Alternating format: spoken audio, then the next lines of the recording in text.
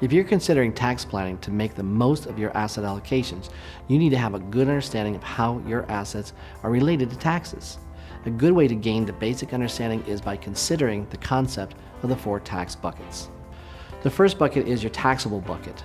So any account or financial vehicle that you pay tax on each year, whether or not you pull the money out, falls into that tax bucket. So what does that mean? It might be bank accounts like CDs, it might be brokerage accounts, your mutual funds, bonds, or even stock dividends. Anything that gives you a 1099 each year, even though you didn't pull the money out, maybe you're reinvesting it, that falls into the tax bucket. The second bucket is your tax-deferred bucket. Generally speaking, there are 3 primary vehicles that fall in the tax-deferred bucket. Qualified retirement plans, that's your 401ks, 403bs, 457s, IRAs.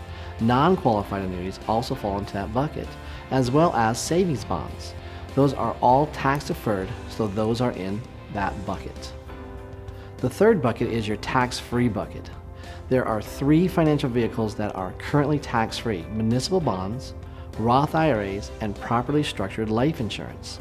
Notice I said properly structured life insurance. Nothing else is tax-free. In fact, municipal bonds are not always tax-free, but for the most part they are.